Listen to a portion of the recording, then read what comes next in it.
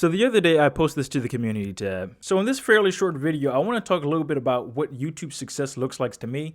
And also I want to talk about how I think about the probability of success on YouTube. I've had a lot of people tell me that being a successful or full-time YouTuber is like trying to be an NFL football player or an NBA basketball player, which I disagree a lot. So I've done some brief perusing of the stats, and there aren't any meaningful statistics on the matter in my opinion. All of the stats that I've seen do not do a great job at controlling for confounding variables.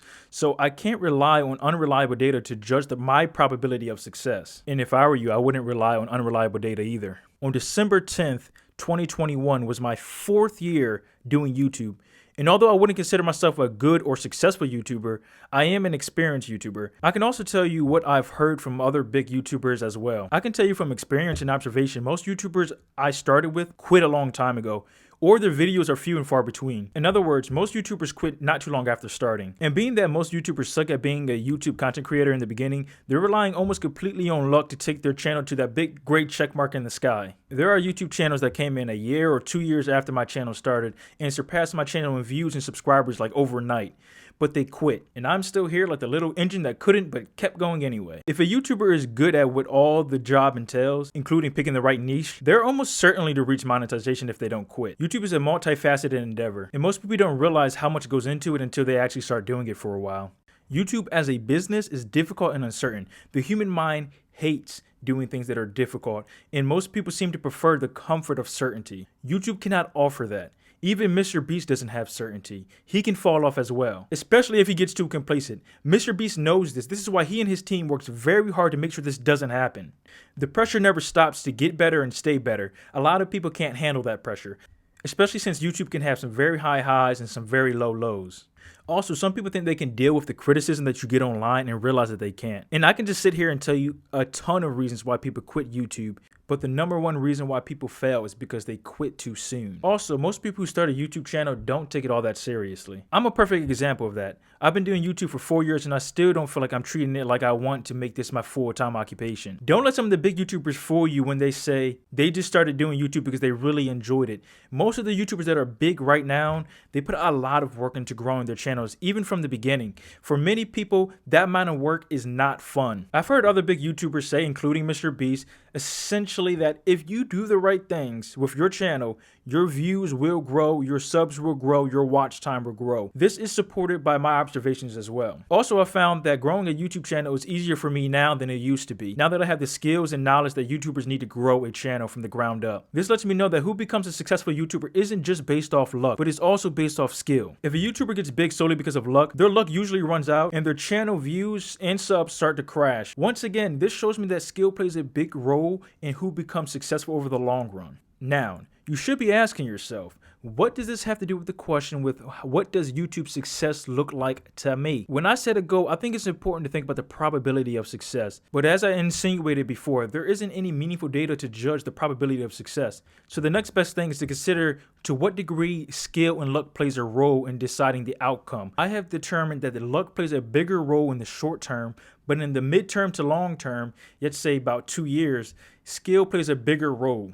But the problem is, it's not just your skills that matter, because there are other YouTubers and your skills relative to theirs play a factor as well, and you don't have as much control over that. For example, they may have more resources or more time to put in their videos than you do. So with all that in mind, I still think my idea of success is achievable. So what is my idea of success on YouTube? Well, my idea of success on YouTube is to make enough money from YouTube after taxes and business expenses to cover my personal expenses with at least some money left over so I can save and invest. And to be able to do that in a sustainable manner over many years, my income would have to grow every single year, obviously. I estimate that it could take around $2,000 to $1,500 a month of after-tax profit to reach that goal. In other words, a minimum of $28,000 to $21,000 a year pre-tax. Now, obviously, I want a lot more than that. If I'm being completely honest with you, I want as much money and fame as I could possibly get, but only if I can get it doing what I want. But if I can make at least enough money to cover my expenses and grow my income every single year by at least the rate of inflation, I would consider myself a successful YouTuber by my standards that I set for myself, not based off other people's achievements and not based off other people's standards. Now, some people might say I need to set my sights higher. Some people might think I need to lower my expectations. But either way, I think it's achievable. And obviously, if I reach that goal, I'm going to strive for a lot more. I know that's not a lot of money, but I think if I was financially free, I would be a full-time content creator, whether that be videos, music, blogs, books. It doesn't matter. I would be doing something in that realm. So I'd rather set my sights on a full-time income from creating content instead of financial freedom. That's just me. If I hit like 30 years old and I haven't reached enough income to be a full-time content creator, then maybe I'll throw in the towel. But that thought is not even being entertained by me right at the moment. $28,000 to $21,000 might not sound like a lot in the United States, but I could easily move to a foreign country where the cost of living is significantly lower. And being that I'll be living in a foreign country, I will qualify for the foreign earned income exclusion, which means if I play my cards right, I won't have to pay anything in income taxes. However, I still would have to pay a roughly 15% self-employment tax.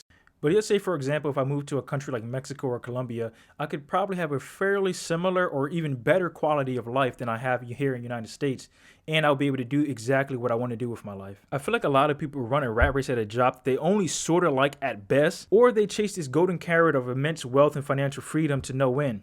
And even though I do want to amass immense wealth and financial freedom, I think it's very easy to get yourself in a position where you're just sleepwalking through life, and you're never really asking yourself the big questions. Who am I and what do I want out of life before I die? Keeping in mind that I could die today or I could die 70 years from now. I always say I wish to live a life that both my present self and future self will be happy and fulfilled with. It is through this filter I create my goals and my objectives for myself. Now, I'm not saying there's anything wrong with a job or chasing after immense wealth. Like I just said, I want to do that as well.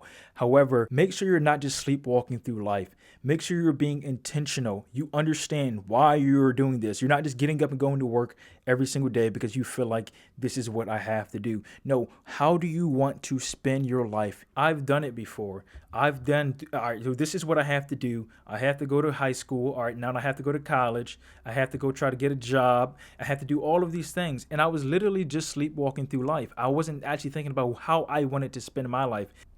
And I was miserable. I was angry. And I was just trying to figure out, all right, so what is going on here? Once I decided to follow my own path instead of following the path that was basically set out by society for me, I started having a happier, more fulfilling life. And that could be difficult to do because people will judge you for it. Just the other day, I had an Uber passenger ask me if I was in college or not. And I said, no, I wasn't in college. And he was like, oh, you need to go to college. And to me, I felt like I didn't need to go to college. Now, I got a little bit arrogant for a second. I'm not going to lie. I was like, well, I have like tens of thousands of dollars in my bank account, so I'm all right. You don't have to worry about me. That was arrogant. I shouldn't have said that. I admit that. However, it just annoys me that people think there's only one way you can go in life. There are many different ways that you can go. And I think it's important that you set your own parameters for what is and isn't success. Because if you just rely based off of other people, meaning you compare yourself to other people, if this person is more successful than me, then that means I'm not successful. I don't think that's healthy. I don't think that's good. If this person has more subscribers than me, if this person gets more views than me, then I'm not successful. No, I like to have an objective way to decide, yes, this is success to me, and not based off my comparisons to somebody else. However, it is true that sometimes other people's achievements does help me set goals because it lets me know what is possible. But the buck stops with me, and I decide what my goals are.